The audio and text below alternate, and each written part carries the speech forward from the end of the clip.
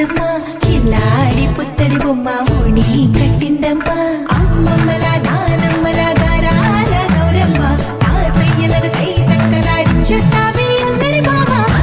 వచ్చామే నీ పంటకి ఇక అడుగడు గడుగు ఆనందం ఆనందం ఆనందం అందరికీ